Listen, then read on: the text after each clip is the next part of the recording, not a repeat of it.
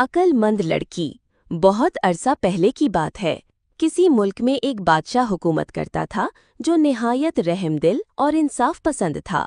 बादशाह ने महल के बाहर एक बड़ा सा संदूक रखवाया हुआ था। जिस किसी को कोई शिकायत होती वो एक कागज पर लिखकर उस संदूक में डाल देता। बादशाह हफ्ते में एक मर्तबा संदूक खोलता और रियाया की शिकायतें दूर करता। एक दिन बादशाह ने हस्बे मामूल संदूक खोला तो उसमें एक ऐसी दरखास्त निकली जो बहुत खास थी। ये दरखास्त एक लड़की की तरफ से थी जिसमें लिखा था, बादशाह सलामत, मेरा नाम ज़ैनब है। मैं गरीब किसान की बेटी हूँ। मेरे वालिद बीमार हैं और हम पर कर्ज चढ़ गया है। हमारे पास ना खाने को कुछ है न दवा के पैसे हैं। मगर मेरी ये शिकायत नहीं, मेरी गुजारिश ये है कि गांव के स्कूल में लड़कियों के लिए तालीम का इंतजाम किया जाए ताकि हम भी पढ़ लिख कर आपके मुल्क की खिदमत कर सकें। ये पढ़कर बादशाह बहुत मुतासिर हुआ। उसे ये जानकर खुशी हुई कि एक गरीब लड़की अपनी ज़ाती तकालीफ के बावजूद पूरी कौम के लिए सोच रही है।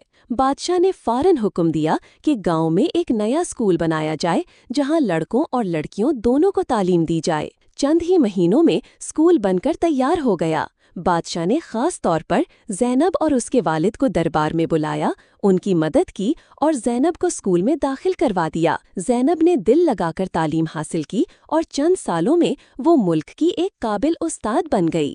उसकी अक्लमंदी, दूरंदेशी और नेक नियति ने न सिर्फ उसकी अपनी जिंदगी बदली बल्कि गांव की भी तकदीर बदल दी। सबक: ये कहानी हमें सिखाती है कि अगर नीयत साफ हो और मकसद अच्छा हो तो हालात कैसे भी हों, कामयाबी जरूर मिलती है। एक फर्द की सोच पूरी कौम की